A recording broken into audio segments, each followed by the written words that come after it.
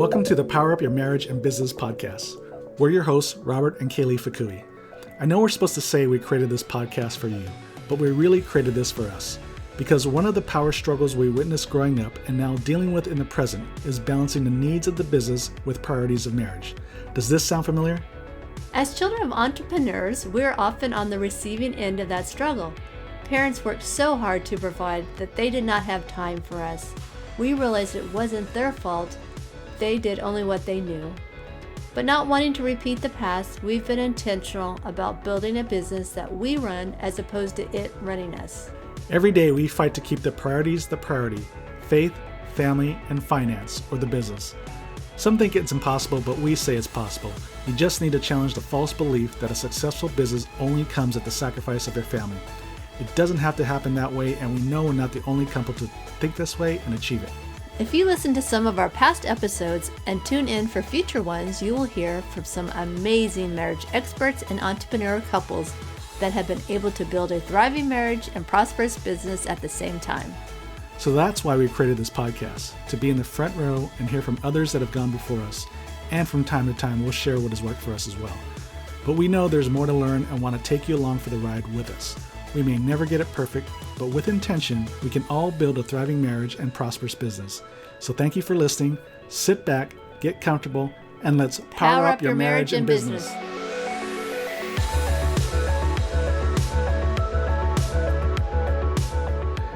Hey, power couples, and welcome to this week's episode. Hi, you guys. We're so excited to have you. Thank you for following and listening to us. Yeah, and we have a great discussion because we're going to talk about money today, honey. Money, honey. Who doesn't want money? Yeah. And so we met this guy, Pete Walkey. Yeah, you'll never guess how I met him. Yeah, how'd you meet her? On a men's retreat. Yeah, so my wife was on a men's retreat. On our book tour. So anyways, there's a story behind that. But we met, I was there too. so met Pete at this men's retreat, got to meet him, great guy. He's known as the 401k expert based in Indianapolis, Indiana. But we got talking about retirement plans. And, you know, we deal with a lot of small business owners, and a typical small business owner really wants to, offer benefits, health benefits, retirement benefits, and all that. And of course, employees want to have retirement benefits, right? But the small business owner, we've had a couple conversations with some clients about this very topic, and they don't feel like they can afford it. And it also seems so complicated. Yeah. There's that too. So there's the cost aspect, but then there's the complication aspect, right? And so Pete really is going to help us dispel that myth that you can't afford to offer retirement benefits. In fact, it seems like any business, no matter what size, can offer some degree of retirement benefits. Well, I can't wait to hear what he has to say. And the other thing we want to talk about is this term he was talking to me about was practice retirement. Ooh. So in other words, don't wait for retirement to have fun. Okay. All right. So how's that sound? Great for the typical small business owner. One, start to enjoy life now, but also that you can offer retirement benefits. And it's so beneficial to you as an employer because it will help you attract and retain good talent, which seems to be a challenge these days, right, honey? Oh, yeah. I hear that all the time, too often. So this is definitely a very timely time to talk about this because getting employees is seen to be very challenging. But the more benefits that you can offer just increases the value of you as an employer. And it's really what you'll find, it's not going to really cost you that much money, if at all. It's cheaper to keep them. Yep, exactly. So let's go ahead and open the doors and let Pete in. All right. Hey, power couples, welcome to this week's episode. Hi, you guys. Welcome, family. Yeah, we got a great friend of ours, just kind of recently met up in the mountains in Utah, but great friend that's really become a great friend, Pete Walkey, financial advisor extraordinaire. You'll get to really know him. And, whenever the topic of financial advising comes along, I think you get a lot of mixed feelings. Yeah. Right. And so, but what we would want to do on this is really focus it, especially on the benefits for the company, financial benefits for the company, for the employees, and as well as for the business owner. What are some things you can do to really make your future, but even your present, great? Mm-hmm. And one of the things, Pete, when we chatted, a couple of weeks ago, two terms you came up with was practice retirement. How can we practice retirement?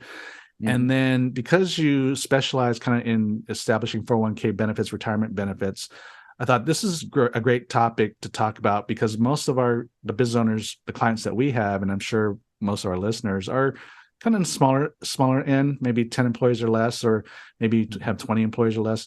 But one of the things when it comes to retirement benefits, especially the smaller business, they know what they want to give these kind of benefits, but they don't think they can afford it. Yeah. And, as we talked, obviously that's not necessarily the case. And in California, they're being forced to. Yeah. One way or the other, you're going to have to be forced to offer some kind of retirement benefit. Yeah. So why not get some questions answered to be able to offer the best benefits you can? So, Pete. Well, and I think it'll give you things to think about for the future too, like for planning and goals. Like, okay, maybe we'll start smaller and then we'll be able to go something bigger down the road, because now we know what to expect and our options. Yeah.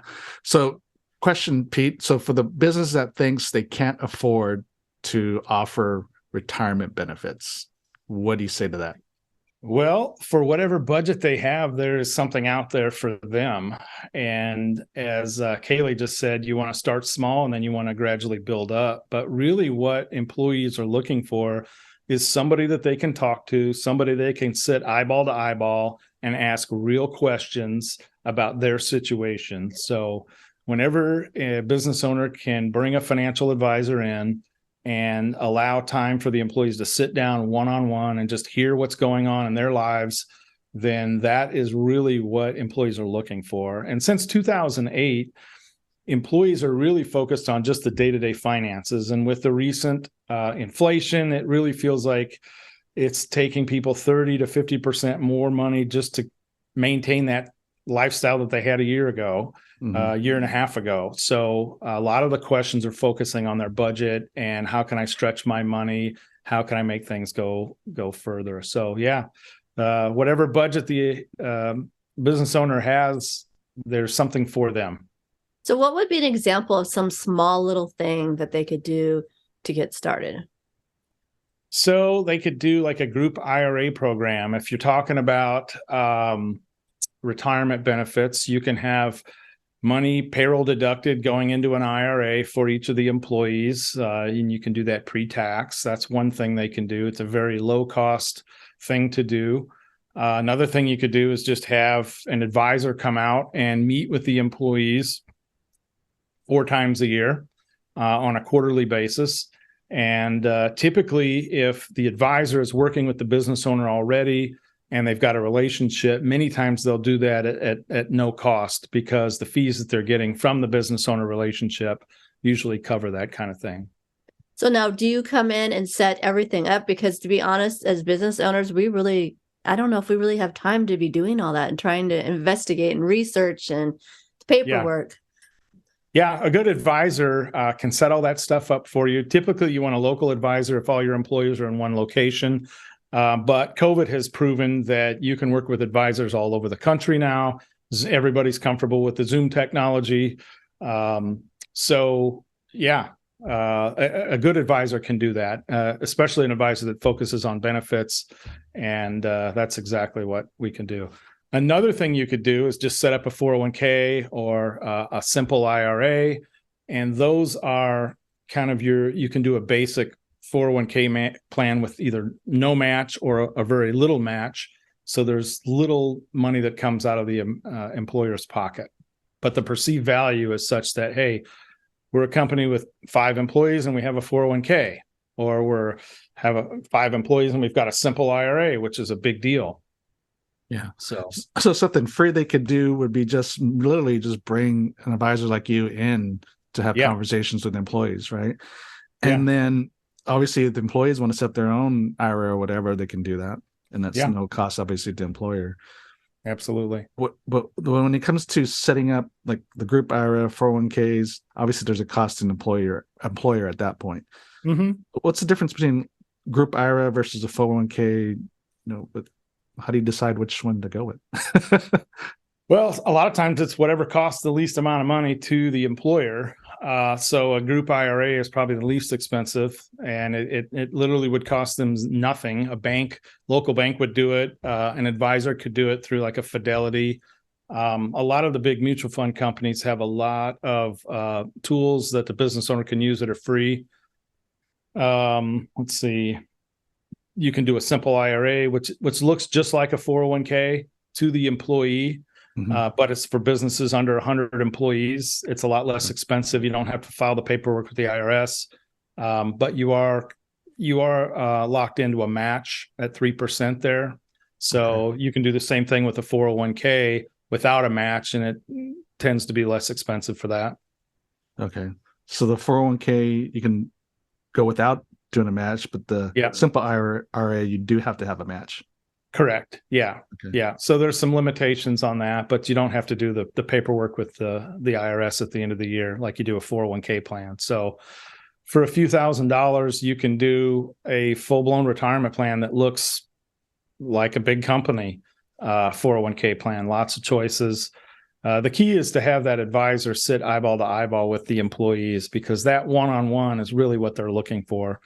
Most employees will ask us, what should I do with my money? What should I do with my situation? So just by putting that advisor in front of your employees, that goes a long way. Yeah, because that obviously makes a difference with attracting and retaining talent, right? Yeah, that's the key. I don't know if there's any stats on that or whatever. What's in your experience, how has it been from, I don't know if you've worked with an employer before and after they instituted retirement plans, but can you speak to that? Yeah, so it's such a competitive work environment right now for professionals. And a lot of times, if you don't have that retirement benefit there, they're moving on to the next employer if they're really long-term focused. Now, some of the hourly, if you've got a manufacturing facility, sometimes really it's just the hourly wage that's the most important thing. But when you get into the professional, or kids that have come from good families that are telling them what to look for, if you don't have that retirement benefit, sometimes they'll just knock you out. And then once you have that benefit, then you can hold on to your key employees a little bit longer. You can attract that top talent. But yeah, I mean, I've been doing this for 30 years, and like you just said, attracting and retaining good quality employees is the key. And every single client we have, the number one issue is finding good people. Yeah, we hear that a lot. Well, and I think it might be cost effective to do that, because if you find someone that is really good and they stay, as opposed to people keep leaving, turnover, and you have to keep training, that gets really costly and time consuming. It's hugely expensive, and people get so frustrated when, you've got somebody, you've trained them for 6 months, and then all of a sudden they're leaving. So those retirement benefits can really hold them and keep them and make them stick. Yeah. And even just by what you described, even at the top end, like I guess a 401k, it's talking about a few $1,000s to set up. Yeah. Right. Yeah. And then is there ongoing maintenance fees that they have to pay as well, or? Yeah, typically, you want to look for the top providers, the Fidelities of the world, Principal. Sometimes through your payroll company, you can find a 401k plan. They tend not to be a high quality, but that's a good starter. And then you've got to fill out a $5,500 at the end of the year with the IRS. So, and typically the biggest expense is the employer match. So, and a lot of times they'll start out with 25 cents on the dollar up to 4% of their pay. So if an easy number is just what's 1% of your payroll, that's a good starter match. But some employers will start the plan without a match. And then the employees can defer pre-tax money into the plan and lower their taxes and go from there. Well, yeah, then the employer could think like, okay, next year we want to be able to contribute correct such and such amount to it, and hopefully they're in a better financial situation where they can do that. Yeah, and the entrepreneur mindset, a lot of times they want to get to the end of the year to see what they have left over, and then they can do like a discretionary match. So and they can go back kind of retroactively and match what people did. Oh, I like that idea, because a lot of times we don't know what it's going to look like till the end of the year. Yeah. I have a lot of Even I have a 50 employee manufacturing firm that still likes to do it that way. They've been in business for nearly 100 years, and that's just how they do their match. Well, And and it's oh, sorry, and it's great because okay. you go at people's comfort levels. You know what I mean? Yeah. So Yeah. And then some people will do a really small match just to entice people to put money in, and then they'll do a discretionary at the end of the year. So it depending on how the year goes, they could have a big match or a smaller match, but at least they get kind of that basic match. Yeah. Well, I think that gives the employees some incentive too, right? To want to have a really good year, so they know it's going to trickle or benefit them in the end. Yeah, it can get people all pulling in the right direction. I mean, the biggest thing that I see too is getting employees to think like business owners. And when employers can get them emotionally involved and get them thinking like an owner, then there's less waste. Everybody's pulling in the right direction. And then you can really, really stack up those profits at the end of the year. If you have people that are just there for the money, they're just there for the paycheck, they're kind of maybe going to do the minimum, that's a difficult situation. Yeah, because you can really treat it like, especially when you're talking about the discretionary match, treat it like a bonus plan, which is even better because it's not taxed. Exactly. Right? Exactly. Yeah. So it's basically a bonus that goes untaxed, but into the retirement plan.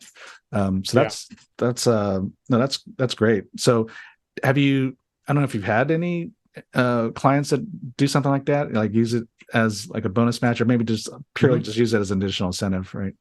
Yeah. Both ways. Cool. Yeah. That's good.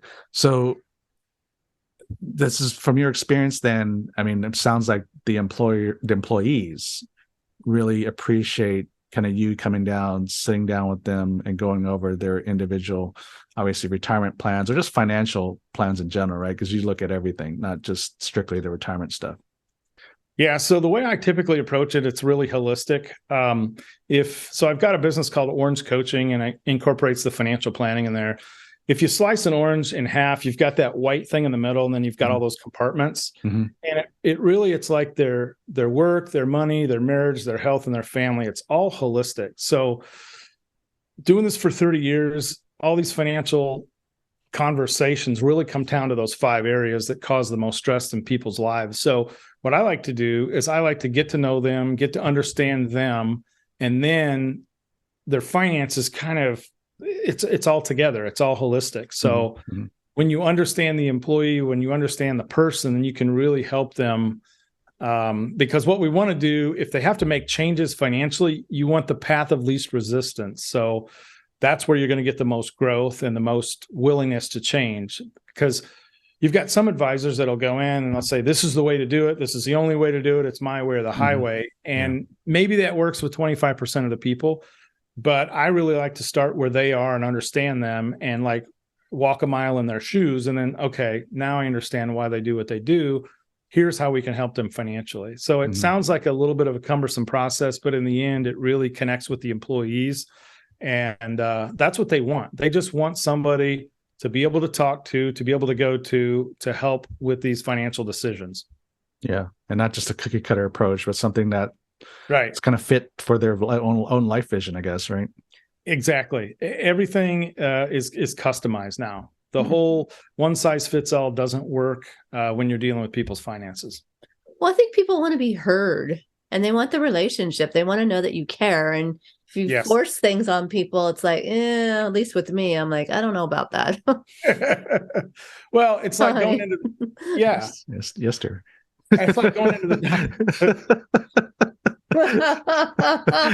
So would you rather go into a doctor's office and you start describing what's going on and they cut you off and say, here's what you need, take this pill, or would you rather talk to the doctor that listens, understands, asks some questions, thinks about it, and then says, here's probably what we ought to do?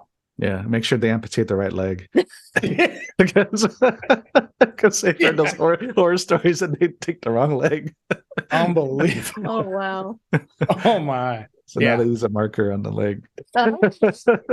This one. And but on the other leg, they'll put not this one. Yeah. So Anyways, But most business owners that have a relationship with an advisor, if they're managing his or her personal money, would do that at no cost to sit down with the employees. And so that's great. a good way to start it. Yeah. And that's great because, I mean, I think typical person may not want to go out of their way to talk to a financial advisor. But if one's made available and here's the office hours, he's coming in and, sign up, whatever, makes it easier. And of course, it's very beneficial. That's great. So when we had a conversation a couple of weeks ago, you also talked about, you said this term, practice retirement, and it kind of intrigued me. And we didn't go too deep into it because I said, let's record this because it sounds interesting and sounds like it's kind of right up our alley for what we do. We help with married entrepreneurs create greater work-life balance, but also, hey, how do you, what's your best life in the future? What does that look like? But even now in the present, how can you live your best life? So it seemed like it kind of almost tied into that. I could be totally off base. But that's how I saw it. That's how I heard. So Pete, go ahead and either confirm it or deny it. Okay. So retirement. What's that all about? So this is what we've recommended for years for people, for clients. So let's say you've got a dream of yours to retire at a certain age, and you're going to sell everything. You're going to get in a motorhome, and you're going to just travel the U.S. for the next 20 years. We are not getting a motorhome. Said that, Pete, that we are not getting a motorhome. I want to rent a motorhome. Yeah. But Robert says no because he doesn't want to drive it. Nope. No. Because I know I'll be the only one driving it. I don't like to drive, and so Yes. Yeah. Hotels, Airbnbs are just fine with me. Oh yeah. So the other stuff I get. Yeah, go ahead. So the couple that wants to do that, we would say, hey, maybe within 3 to 5 years of this big dream, why don't you rent a motorhome, take a month, take a few weeks, and just travel around and see what you think about it before you go selling everything. And this is what we're going to do and blah, blah, blah. So it's really that simple. So if you want to own horses after you retire, hey, okay. Pete, stop everything. I want a horse. I don't want to wait to retire though, honey. I want a horse. I'll get the horse. I'll get the horse before the motorhome for sure. So you may want to rent a horse. You may want to talk to somebody that has a horse and take care of one. She's raising horses. Her dad's got horses on the ranch. Oh my gosh, what do you own? It's just too far away. But yes. You get what I'm saying. You want to practice it a little bit. There was a woman that lived across the street that worked for a big drug company here in Indianapolis. You can probably figure out which one it was. And the year she retired, she took every Friday off, and she had 4 days on, 3 days off, loved it. And she kind of eased into retirement that way. So she practiced, how am I going to spend my time? So one of the things that we find too in retirement is the couple or the individual that has a plan for their time is going to be the happiest. My dad retired from teaching, coaching, and being an athletic director early because he saved. He did everything financially responsibly. And he said about 6 months into retirement, he was bored stiff because you can only clean your garage so many times and only golf so many times. So, reading between the lines, he probably should have worked a little bit longer because he loved what he did. So, but yeah, does that any of that make sense? Absolutely. And so you can really practice retirement. I mean, you don't have to wait like a year before. I mean, you can start like even earlier, right? Yeah. I mean, have you had, because really it comes down to, because I mean, we like to travel, so we travel anyway, so, right? We find opportunities to travel, especially we get to travel for business. And so we like to either go a little early or stay a little later so we can enjoy where we're going instead of just going there and coming back, right? So are there I'm sure there's other people, maybe there's a few people in your practice over your career that just started living that, at least at some level, right? Within way before retirement. Yeah. We're not saying spend your retirement. Sorry. I'm saying within your means, you could do small little things. Yeah, absolutely. So I had one client that their goal was to be able to do business anywhere in the world, whenever they wanted, for as long as they wanted. And so he started taking steps towards becoming independent like that. And now he's worked himself into a situation where he can go wherever he wants, whenever he wants, He still makes plenty of money. He's probably 20 years from retirement, but because that was his dream, he attracted that to him. And now he's able to take his laptop anywhere. As long as there's an internet connection, he can do that. So you don't have to, that's a good point, Robert. You don't have to start, a year out, 3 years out. You can start whenever you have that dream and that desire, and I believe you can attract that stuff to you. I think if you have the vision, you can make it part of your goal, some aspect of it over the years. Okay, this is what I want to do, or we want to go in this direction, and how can we live out bits and pieces of that? Yeah, I think that example, what you're illustrating too, is you got a vision. You start early. It's never too early to set a vision, and then once you have that vision and you start to work towards that, I mean, things can happen sooner, right, or even better. They typically do. Yeah. And so otherwise, for the typical business owner, we're just grinding it out in the business. Yeah. And we just, this is how it's going to be, as opposed to, wait, this is what I want to do. And so what are the steps, as you were talking about in your example, what are steps to start doing that we can get to the point where I can work anywhere in the world, that I don't have to be locked into the manufacturing, in the office or whatever. Yeah. Yeah. So I like to start with the vision, like you said. Okay, what does the vision look like? And make sure it's crystal clear. And this may sound silly, but I actually have the couples and the individuals start walking around as if they've already achieved that. And so they can feel the feelings, what it's going to be like. And then that creates a lot of energy and a lot of motion towards that vision. And the longer they hold that vision right out in front of them in their minds, think about it daily, pray about it, sometimes affirmations or meditations towards that. It really starts, the pieces kind of like they fit together. It's crazy how God will, if you have a vision in your head of where you want to get to, it's amazing how things will line up. So that I start with the end in mind, and then I work backwards, and here's where we are today. Here's where we want to get to. What do you think the steps are needed to go from here to here? And we just have these conversations back and forth, and I'll think about it. They'll think about it. We'll get together regularly, and we continue to talk about it and continue to talk about the vision. And it's amazing how the pieces just start fitting together. So, yeah. And I think, go ahead. No, I was just going to say, a lot of it is just being intentional. It's like once you put it out there, then you'll recognize whatever opportunity. It's like the game Punch Bug, right? Did you ever play Punch Bug? No, you never play Punch Bug. So when you're a kid and you're traveling, so the kids are in the back seat, so you to pass the time, play this game Punch Bug. So basically, anytime you see a Volkswagen Bug, you say Punch Bug, and if you're the first one that says it, you get to punch your sibling in the shoulder. And so before the game starts, you don't see any Volkswagen bugs. But then once you're looking for it, now you're looking for it, and you'll be amazed how many Volkswagen bugs you see. They're everywhere. They're like roaches. So it's the same thing. Once you set it up there, now you recognize what you're trying to accomplish, and then of course setting the plan, right? Vision and then plan. Yeah.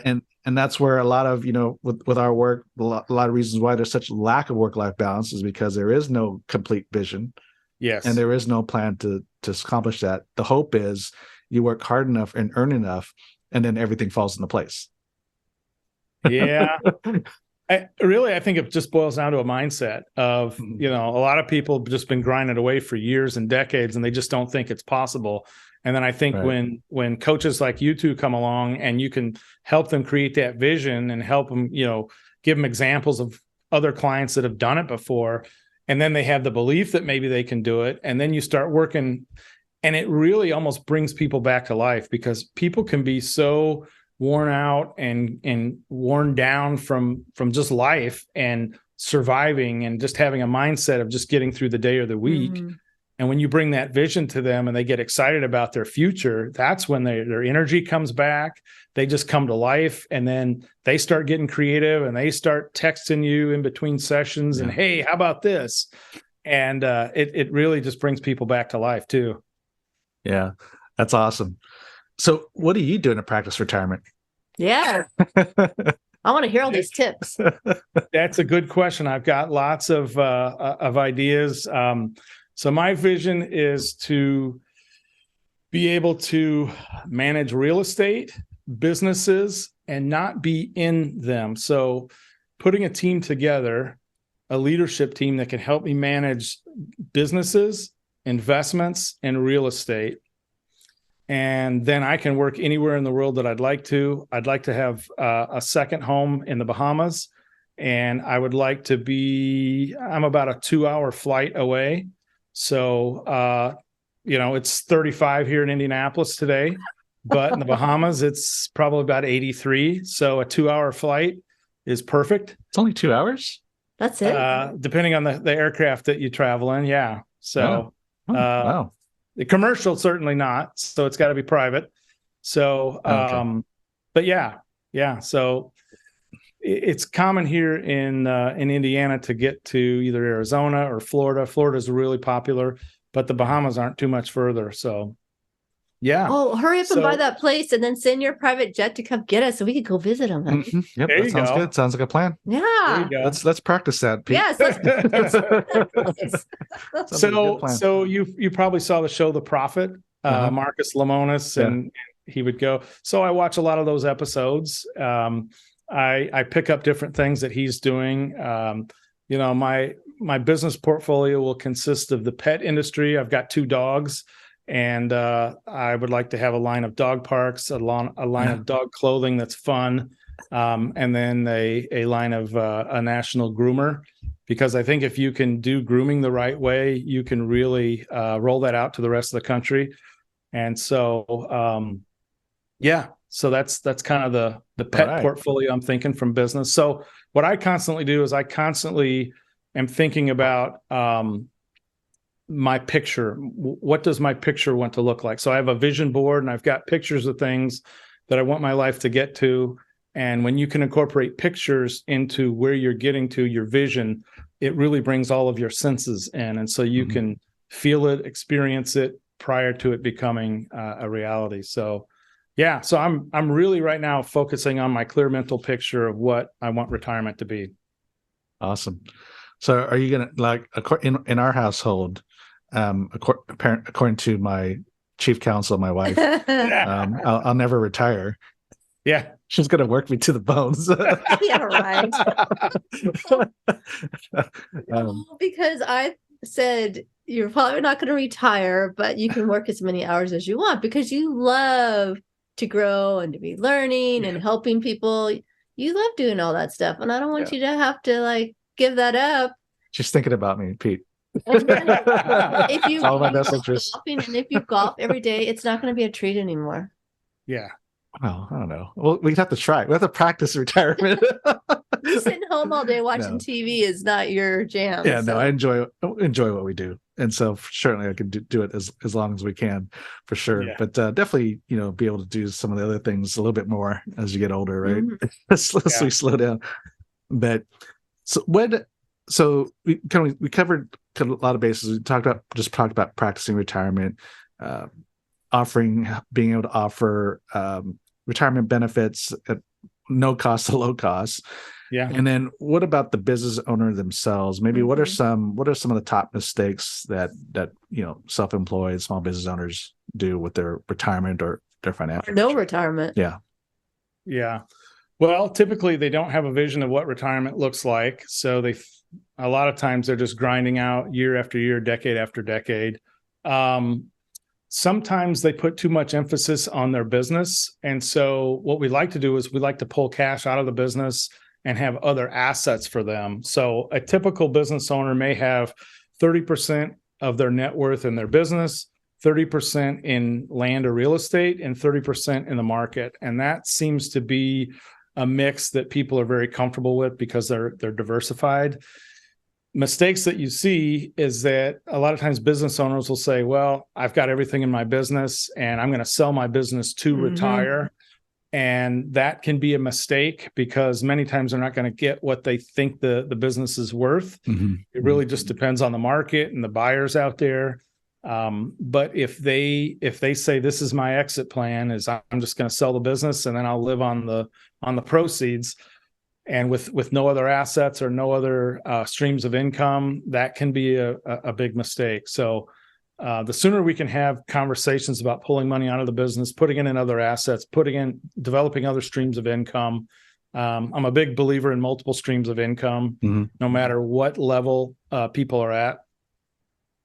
Yeah. Yeah. Does that make sense? Well, I feel like they could probably at least do like a Roth IRA or something like that at the bare minimum. Yeah. They could do a Roth IRA. They could do a regular IRA. They could do a combination of those. The best conversation they could have is get a good advisor, and then have the advisor just ask them questions about their situation and develop that relationship. So then you can say, hey, having a good year, what should we do to reduce taxes? Hey, not having such a good year, anything we can do with these markets not doing good? Anything we can do with my stocks to reap some tax benefits? So just develop a good relationship where you can just have normal conversations, and that you can be transparent and honest. And there's nothing better than a friend that you have, or an advisor that you have that knows everything about you. And when things come up, you can say, hey, how should we handle this? How should we tackle this? How should we deal with this? So another mistake entrepreneurs make is they're not transparent with one or two people that can help them with that kind of stuff. Yeah, that's good, because we just had a conversation with one of our clients, because their business is doing well. They had a really good year. They've had a number of good years, and so they got quite a bit of money in the bank. So we had a discussion. I'm like, okay, what are we going to do with this? Because I don't want it just sitting there, right, collecting dust. And so it's like, let's make good use of this. So, exactly, yeah. Vacation rental homes are popular now. A lot of people are doing Airbnb. A lot of people are renting cars out. What is it called? Turo. It's kind of like the Airbnb. Yeah. Just any other streams of income that they can create that are going to go on and on and on. I think that's a good investment as well. Yeah, no, that's good. Well, Pete, this has been a great conversation. It's one, I think we've had a number of conversations this year with some clients about offering benefits. And I was like, talk to financial advisor. I'm sure it doesn't cost too much just to set up something, right? Even if it's, and as you said earlier, it just confirmed my thought, was the biggest expense really in offering retirement plans is the company match. Yeah. But the actual setup process for employees just to start to contribute on their own is pretty low cost, or I guess no cost with the group IRA. Right? Yeah. So great. I mean, and it's just so beneficial for the business. And it creates such great value as business owners to the employees. And so that's amazing. Well, I think this is good information, because sometimes as business owners, we don't know where to start. It can be overwhelming. I mean, there's so many choices, and you know, sky's the limit. Yeah. And a lot of people will try to dive in and do the research themselves, but it's so much better to leverage your time and an advisor's expertise and just have a conversation. You can Google, you got 50 million choices to set. I was like, okay. It gets overwhelming quickly. Oh yeah. Big time. And then practice retirement. Great topic. Hey, let's not wait for retirement to enjoy life. Let's just start to practice it and enjoy life now. Right. And like I said, I love the example you gave of the guy that wanted to be able to work from anywhere in the world and started doing it. And he's 20 years from retirement and he's doing it. Well, and I just want to encourage that. You're never too young to start putting money aside for retirement. No. And like you said, it starts with that vision of where do you want to get to. It's very similar to what you do in your coaching practice. And it's just so much easier to work with somebody and that holds you accountable, that can help you with your vision. So I would encourage people to get with you and incorporate that, the financial piece into what you're doing with their vision and their plan for their life. Yeah. So we've got your orangecoaching.info is going to be on the show notes to get a hold of you. How else can people get a hold of Pete Walkey? Or follow you? You've also written many books too. We said that in the intro, but you can also pick up one of your books. But any other way they can connect with you? Yeah, it's going to sound silly, but I just love the text. 317-727-5518 is where people can text or call me. All right. And that's the easiest thing to do. That's how I can be the most responsive. So if people want to reach out and have a conversation. I'd be happy to see what we can do. Awesome. That's great. Well, thanks, Pete, for popping on, Yes, sharing thank you. your wisdom. This is great, very practical. And as you're listening, since you're still listening, I know you found this valuable. So you want to share this with another business owner friend that you know, because they're probably going through the same issues and wondering how can I offer more benefits and be of greater value to employees. So until next week, God bless. And yeah, we'll chat then, right? Great to see you both. Good to see you. Thank you for listening to the Power Up Your Marriage and Business podcast. If you found this episode to be valuable, please leave a rating and share it with an entrepreneur couple you know. Yes, and remember to hit the subscribe button so that you'll get all of our latest episodes, and visit our website, Power Couples by Design, to access a variety of free resources to help your marriage and business, like our weekly videos and on-demand webinars. And don't forget to download our free 8-step guide that you can find on our homepage to help your marriage and business thrive. We're here to help you build a thriving marriage and a prosperous business. God bless your marriage and business. See you next week.